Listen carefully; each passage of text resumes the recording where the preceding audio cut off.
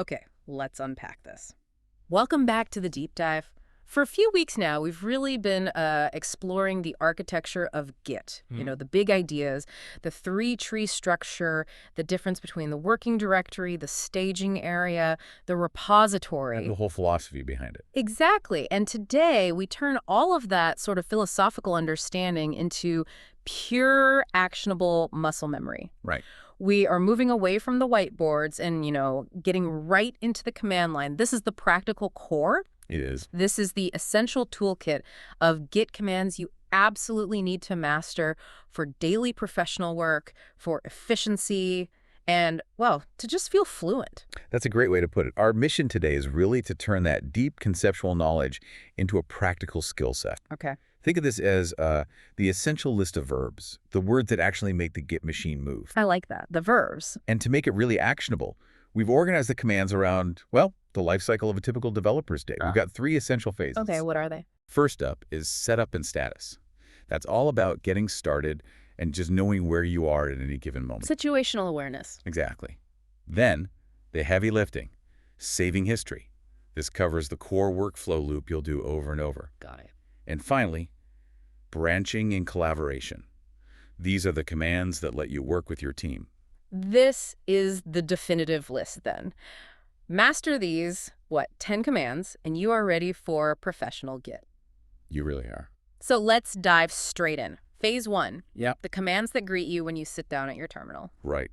And we have to begin at, well, the very beginning, the first step you ever take when version controlling a project. You've got your files, you've written some code, but Git isn't even involved yet. Right. You haven't invited Git into the house. And that initial handshake, the one command you have to run to set the stage for everything else, is, of course, Git in it. Yep. You only run it once per project, but it is arguably the most important foundational step. It seems so simple, though. What's it really doing under the hood? Well, what's fascinating is how much that simple command does. It doesn't just, put up a sign saying Git lives here. Right. It creates that hidden, crucial .git directory. That directory is your local repository. It has the object database, the reference pointers for your branches, everything. So it's the silent foundation. It's the whole engine, really. Okay, so the foundation is laid. Or maybe you've just come back from a coffee break. The next professional habit is, I think, mandatory. Before you write a line of code, you need a diagnostic check. You need to know where you stand. It's the essential sanity check. And for that, the command you're probably going to run more than any other is git status. Absolutely. I probably type git status dozens of times a day. Yeah. It's your immediate map of the workspace. And it's a map that connects directly back to that 3-tree structure we talked about, isn't it? It is. It explicitly tells you what's happening in your working directory versus what you've prepared in the staging area. So what are the key things it tells you? It tells you 3 crucial things. 1, are there files that have been modified? So changes in the working directory. Okay. 2, are there files ready to be saved? Those are the stage changes. And 3, are there brand new files that Git doesn't even know exist? The untracked files. So if you ever feel lost, git status brings immediate order to the chaos. Instant clarity. That clarifies the file context. But what about the branch context? Professional work is always happening on a feature branch or a bug fix branch. Right, you need to know where you are. And the simplest way to get that overview is just git branch. With no arguments, just the command itself. Just the command itself. It lists every single branch in your local repository, and most critically, it puts a little asterisk next to the one you're currently on. It shows you where head is pointing. In other words, where you are working right now. Exactly. Okay, that sets the stage perfectly. We know where we are, what files are changed, what branch we're on. Let's move to section 2, saving history. The core choreography. Yes, this is the 2-step dance you'll be doing many, many times every single day. We are now talking about the absolute heart of Git. This is the mechanism for creating those clean, permanent snapshots of your work. And it all hinges on that intermediate zone we discussed, the staging area. It's all about the staging area. So step 1 is curation. You don't just want to save a jumble of changes. You want a clean, logical unit of work. Right. So you move the specific changes you want from the, let's call it the messy working directory, into the pristine staging area. And that's done with git add. That's git add.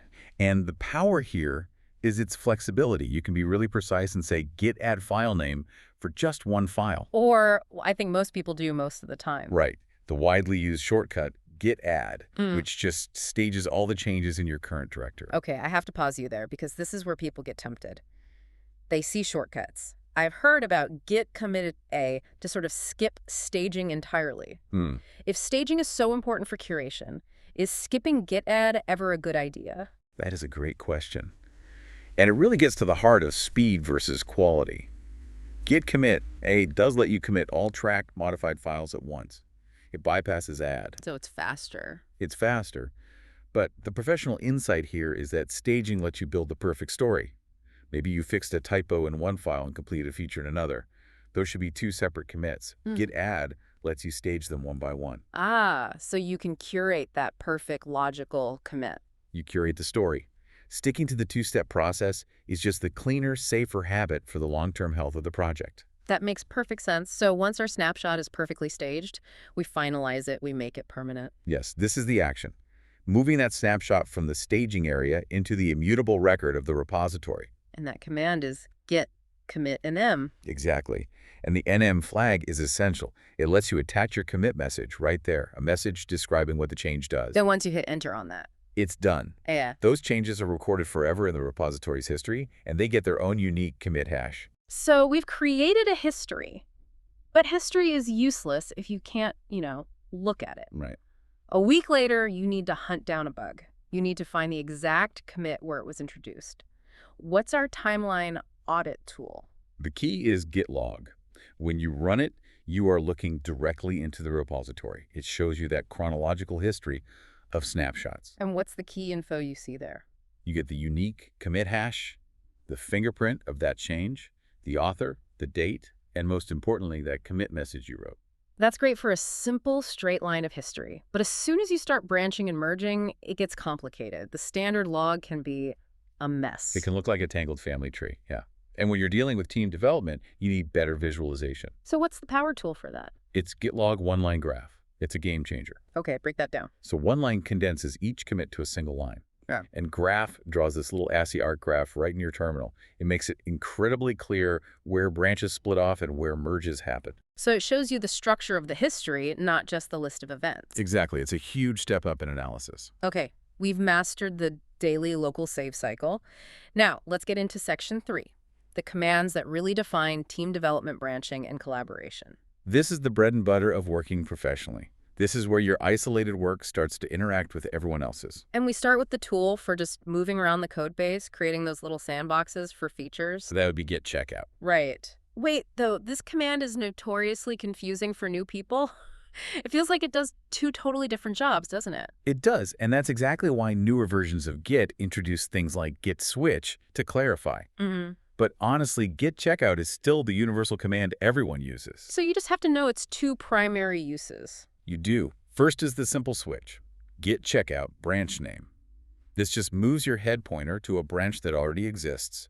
Your files and the working directory change to match that branch. You're changing your context. Completely.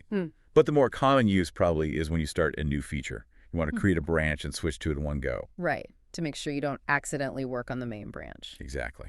And for that, you use git checkout -b new branch name. That -b flag is key. It creates and checks out in one clean command. It's the essential new feature starter. Okay, so your feature is done. It's tested on its branch. Now you have to integrate it, fold that work back into the main code base. That integration command is git merge. And here's the crucial reminder for everyone listening. You have to be standing on the branch you want to merge into. Yes. That is the #1 mistake. You have to check out the target branch first, say main, and then you run git merge your feature branch. Get that order wrong, and you end up merging main into your feature, which is rarely what you wanted. Very rarely. Okay, so now we shift focus to synchronization. Talking to the remote repository, that shared server, usually called origin. Right, where your teammates are pushing their work. You need to get their changes. And there are two different commands for this, and the distinction is really important. Okay, what's the first one? The cautious approach. The cautious, and I would say highly recommended approach is git fetch. Tell us the nuance here. What does fetch actually do? Git fetch is like your window into the remote world. It downloads all the latest history and changes from the remote, but, and this is the critical part, it does not touch your local working files. So it doesn't change your code? No. Yeah. It only updates your remote tracking branches, like origin main. You now have the information locally, but you haven't committed to merging it yet. It's safe. I remember my first time running git pull thinking I was being efficient, and it just created this huge, messy merge conflict. Because git pull is the combined action. Yeah. It is literally git fetch followed immediately by git merge. So it downloads and tries to merge all in one step. Right. Which can be fine, but if you have local work that conflicts with remote changes, you get a problem instantly. Fetch lets you look before you leap. Okay, that's downloading. What about the other direction, sharing your work with the team? After all your commits are clean, your merges are done, your tests are passing, you need to share it. And create that offsite backup. Exactly. And that final command is git push. Simple as that. Simple as that. It sends your local history of commits up to the remote repository. You're publishing your work, making it available for everyone else to pull down. Okay, wow. We just ran through the entire essential Git command toolkit. We did. Structured through those 3 phases. Yeah. Setting up, saving locally, and collaborating remotely. That covers the 10 most critical commands that really form the daily toolkit of any professional. And the core concept to remember is this. It's not enough to just type the commands. You have to be able to explain what each one is doing to those 3 areas. The working directory, the staging area, and the repository. Understand the why, and the commands will stick forever. Absolutely. Let's do a quick fire review just to solidify the categories. Good idea. For setup and status, your situational awareness, we had Git in it and the all-important Git status. For saving history, that 2-step curation process, we had Git add to stage, Git commit to save, and Git log to review. The core loop. And for collaboration and branching, the team stuff, we had Git branch, Git checkout, Git merge, and then the remote sync tools, Git pull and Git push. And if there's one thing to practice until it's second nature, it's that core loop. Say it again. Always start with Git status to check your map, use Git add to curate your snapshot, and then Git commit to save it permanently. Get that loop down cold. So what does this all mean for you for your next project? As you run that core saving loop and you're typing out that message for Git commit, I want you to pause. Focus less on the code for a second and more on the message itself. That message, when you see it later in Git log, is the permanent story of your project. So consider how clear, how helpful that message will be to future you or to a colleague 6 months from now. That clarity, that's a real mark of professional maturity. That's an excellent final point. Thanks for joining us for this deep dive into the practical essentials of the Git command line. We'll catch you next time.